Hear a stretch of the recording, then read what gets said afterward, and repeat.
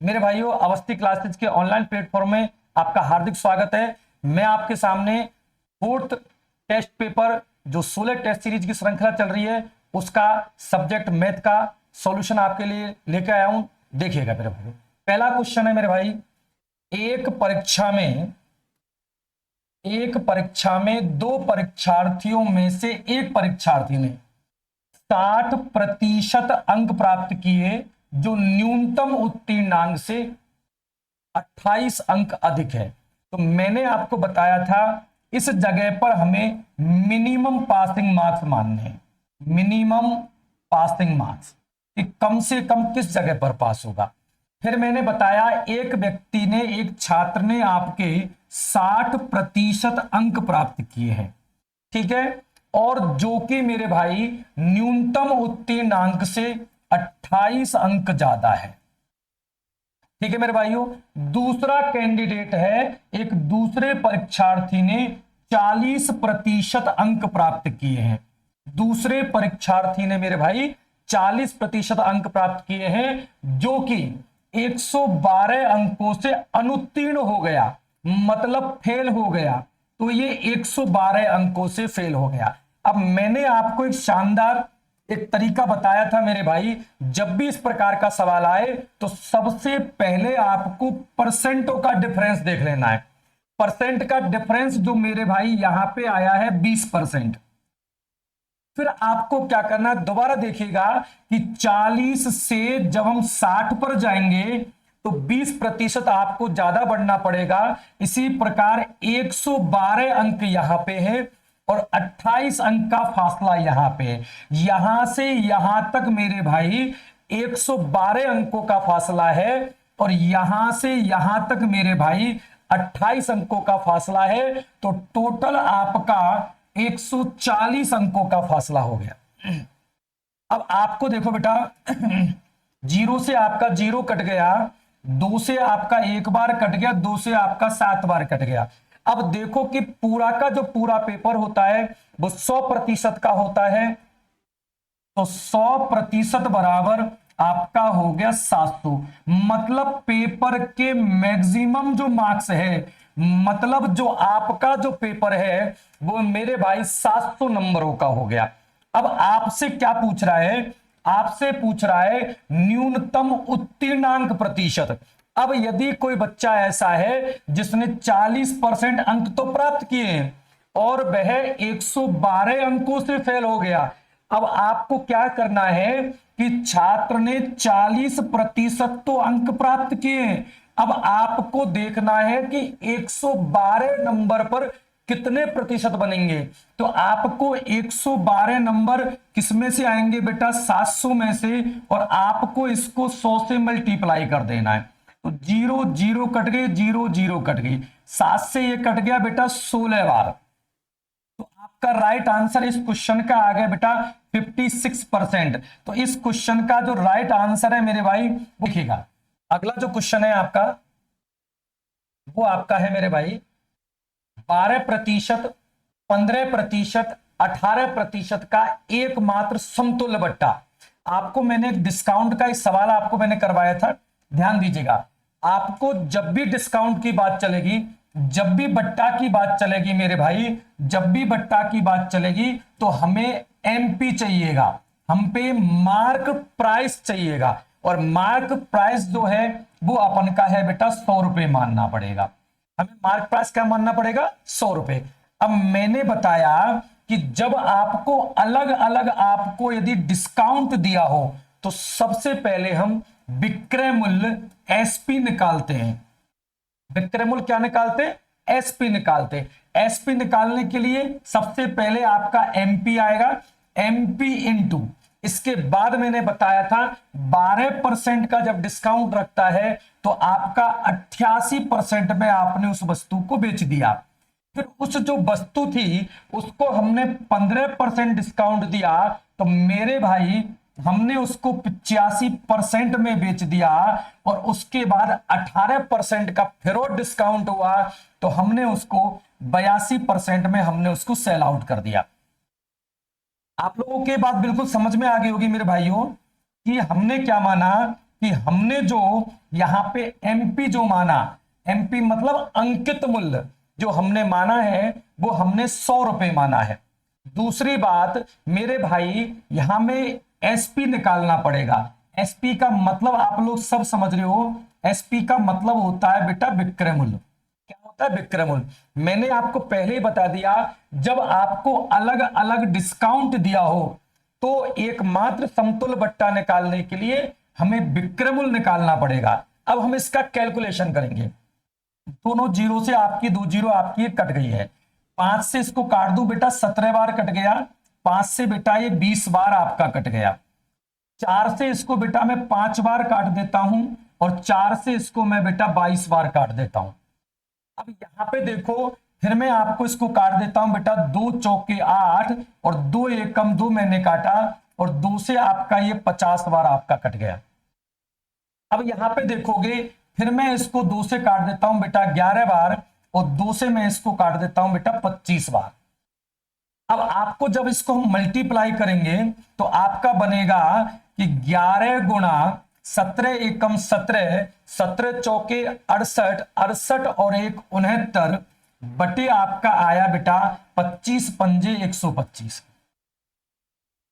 अब यहां पे देखो बेटा, इसको हम मल्टीप्लाई करते हैं तो 11 से मल्टीप्लाई करने का तरीका बताया मैंने आपको, शॉर्टकट मेथड में आपको बता चुका हूं। पीछे का अक्षर उतार लो, कितना हो गया यहां पे हो गया बेटा 7।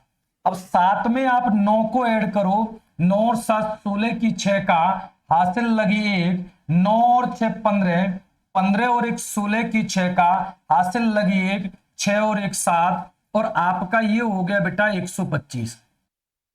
जब कभी भी आपको 125 से गुणा करना पड़े तो ऊपर नीचे आप लोगों को बेटा 8 से गुणा कर दिया करो। किससे गुणा कर दिया करो? 8 से।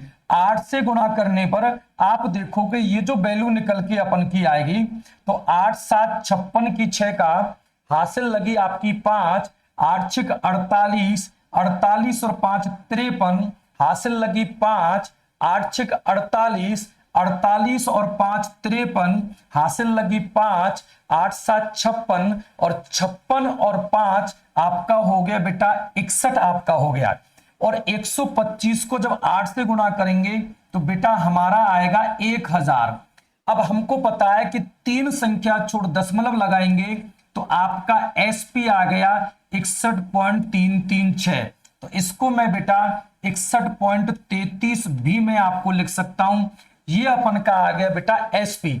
अब हमें एकमात्र समतुल्य बट्टा निकालना है, तो समतुल्य बट्टा निकालने के लिए हमें पता लगाना पड़ेगा कि 100 रुपए एमआरपी वाली वस्तु, 100 रुपए एमआरपी वाली वस्तु आप लोगों ने 61.33 रुपए में आप लोगों ने बेच दी, तो आप लगभग आप मानोगे या डबल जीरो आप बढ़ाओगे तो यहां आएगा बेटा 7 और यहां आएगा 9 में 3 गए तो 6 और यहां पे बेटा आपका आ गया 8 और यहां पे हो गया 38, लगभग 38.67। तो आपका राइट आंसर आपका दूसरा यहां पे आपके आ गया 38.66। थोड़ा कैलकुलेटिव क्वेश्चन था, एक बार दोबारा देखिएगा मेरे भाई। मैंने आपको पहले ही समझाया था इस चीज को कि जब भी आपको एकमात्र समतुल्य बट्टा निकालना है और यदि आपके अलग अलग आपको डिस्काउंट दे रखे हैं तो सबसे पहले मेरे भाई आपको एमपी मानना है। एमपी का मतलब होता है मेरे भाई मार्केट प्राइस, हमें अंकित मूल्य हमें निकालना है। तो अंकित मूल्य जो बेटा आया वो हमारा 100 रुपए आया।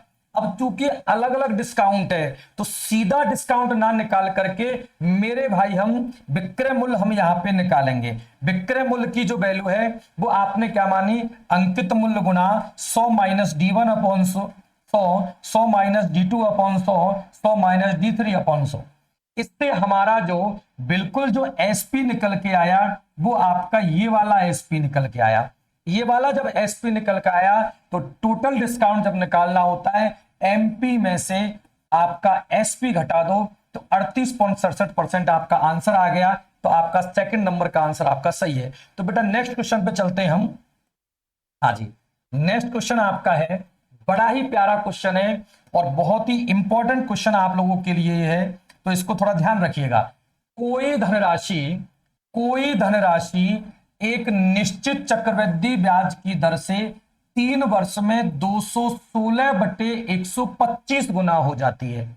इसका मतलब ये हो गया, मैंने आपको पहले बताया, नीचे वाली जो राशि है वो आपका प्रिंसिपल होती है और गुना हो जाता है ऊपर वाली राशि आपका अमाउंट होती है। नीचे वाली जो राशि है वो आपका प्रिंसिपल होती है, ऊपर वाली राशि आपको अमाउंट होती है। तो मुझे बताओ, प्रिंसिपल आपका 125 है, अमाउंट जो आपका है वो बेटा 216 है।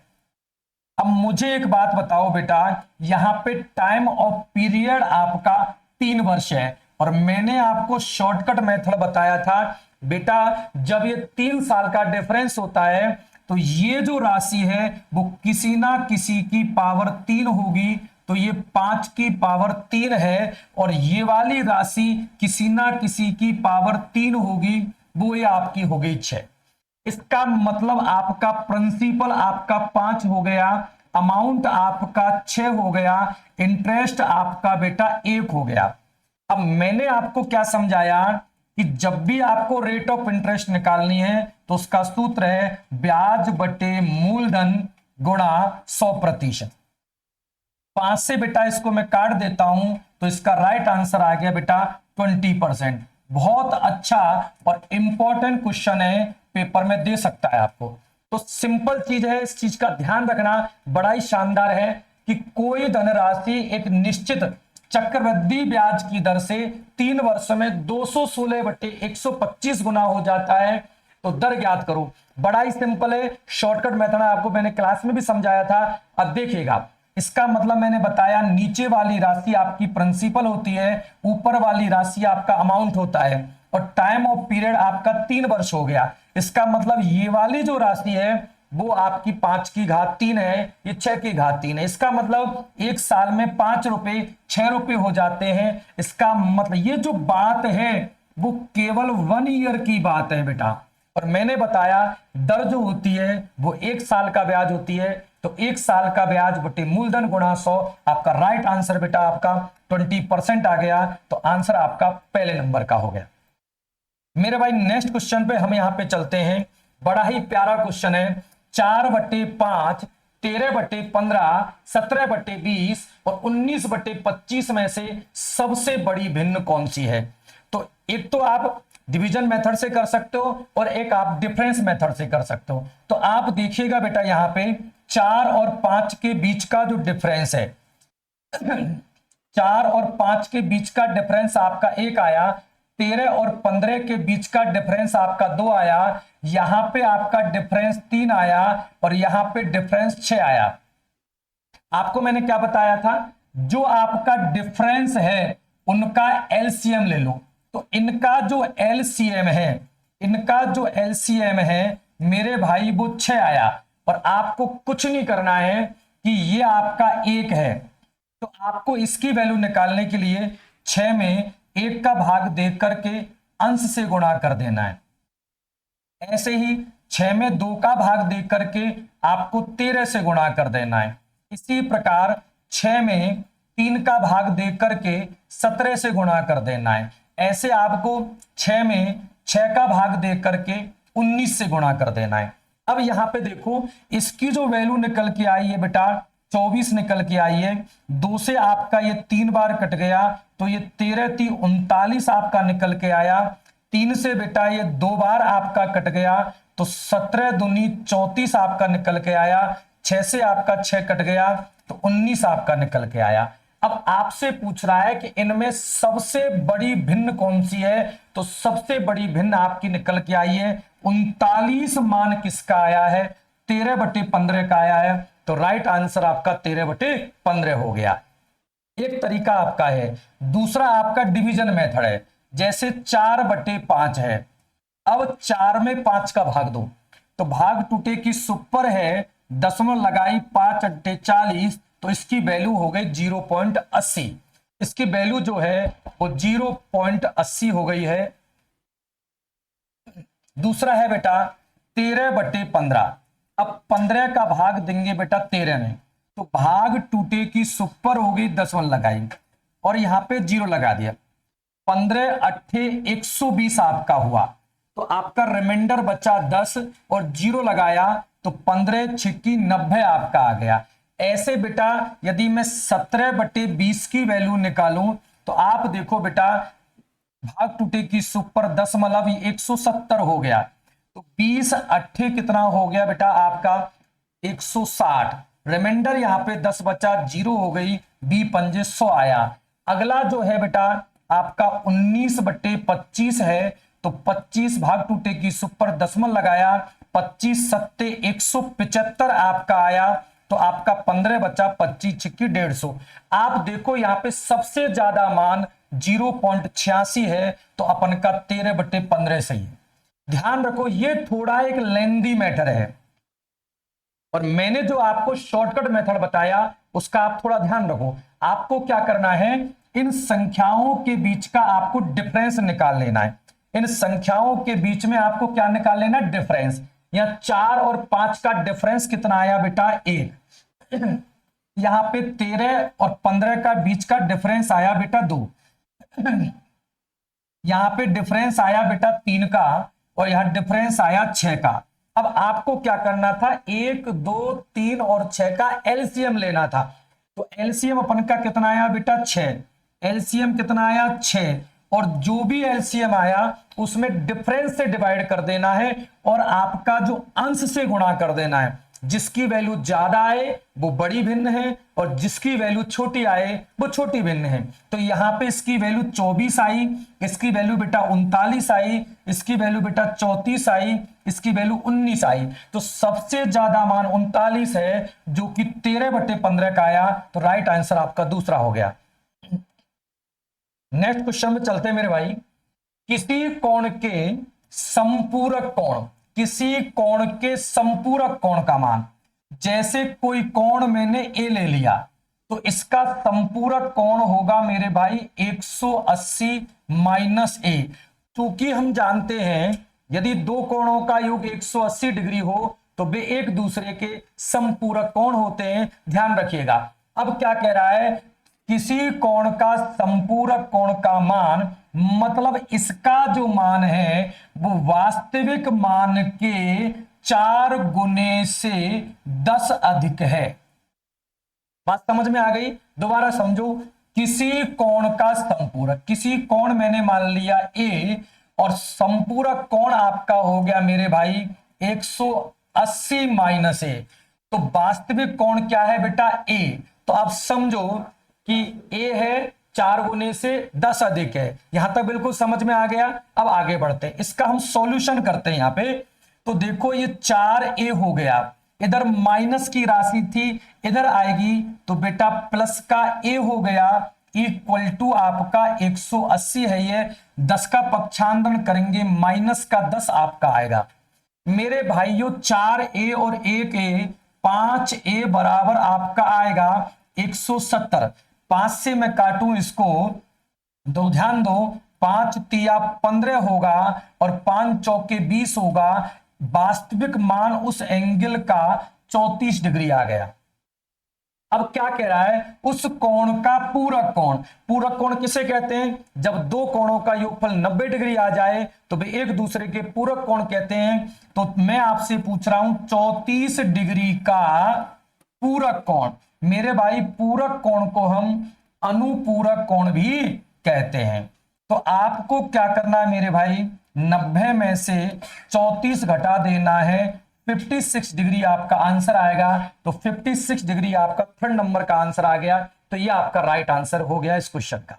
आपको ध्यान रखें इसमें 34 भी दे रखा है, पर ध्यान रखना 34 आंसर नहीं है, उस कोण का पूरक कोण पूछ रहा है। 34 का पूरक कोण पूछ रहा है, और पूरक कोणों का योगफल 90 डिग्री होता है। 90 में से आप 34 घटाओ तो बिल्कुल आपका 56 डिग्री आपका आ जाएगा। ठीक है मेरे भाई। तो नेक्स्ट क्वेश्चन पे चलते हैं आप लोग। हाँ जी, अगला क्वेश्चन है आपका,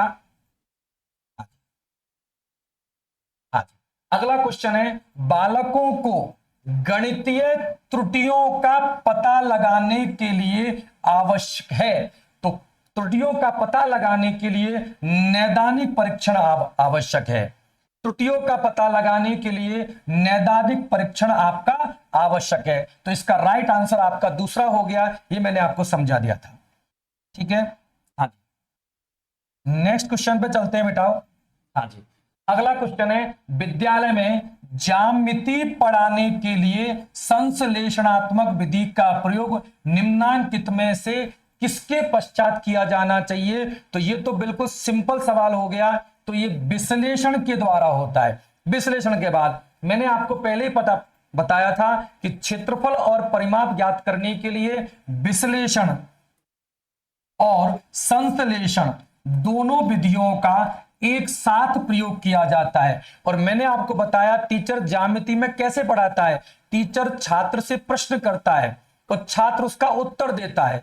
ध्यान रख लेना, विश्लेषण विधि में पहले समस्या के छोटे छोटे टुकड़े किए जाते हैं और उन टुकड़ों को इकट्ठा किया जाता है संश्लेषण विधि में। तो आप समझ रहे हो, संश्लेषण का काम तभी होगा जब पहले आपका विश्लेषण हो जाएगा। तो इसका राइट आंसर आपका विश्लेषण विधि हो गई।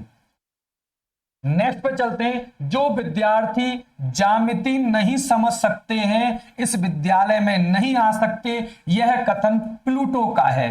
किसका है? प्लूटो का। यह कथन किसका है? प्लूटो का। और प्लूटो का एक और कथन था मेरे भाइयों कि गणित छात्र की सुसुप्त आत्मा में नवीन चेतना जागृत करता है। और दूसरा उसने बोला कि वह छात्र जो रेखा गणित नहीं जानता, ज्यामिति नहीं जानता, वह विद्यालय नहीं आ सकता है। या इसका आंसर आपका सटीक आंसर हो गया प्लूटो। नेक्स्ट क्वेश्चन पे चलते हैं मेरे भाई। निम्नलिखित में से कौन सा घटक गणित शिक्षण के कौशल उद्देश्य से संबंधित नहीं है? तो कौशल में मैंने आपको बताया गणित पैमाना मानकर मानचित्र बनाना, गणित की विभिन्न गणनाओं को शुद्धता सरलता के साथ करना, तो ये तो संबंधित है। ये भी संबंधित है। सारणी और चार्ट बनाना और खींचना ये भी संबंधित है। निष्कर्षों की पुष्टि करना कौशल से संबंधित नहीं है। ध्यान दीजिएगा, मैंने आपको कौशल के बारे में बहुत सारी चीजें लिखाई हैं। ध्यान रखना, कैलकुलेशन करना जो है वो गणित शिक्षण में कौशल का उद्देश्य है। ज्यामितीय आकृतियों का बनाना, लेखा चित्र खींचना ये भी कौशल में आता है। सारणी एवं चार्ट को पढ़ना ये भी आपका इसमें आता है। और ये निष्कर्षों की पुष्टि करना ये कौशलात्मक उद्देश्य के अंतर्गत नहीं आता है। तो ये हमारे कुल टोटल आपके 9 क्वेश्चन थे, तो जो मैंने आपको सॉल्व करवाए हैं। तो ध्यान दीजिएगा बेटाओ, बहुत इंपॉर्टेंट क्वेश्चन से एग्जाम की दृष्टि से बनाए हुए हैं। तो सभी क्वेश्चनों का आप देख के जाना। धन्यवाद मेरे भाई।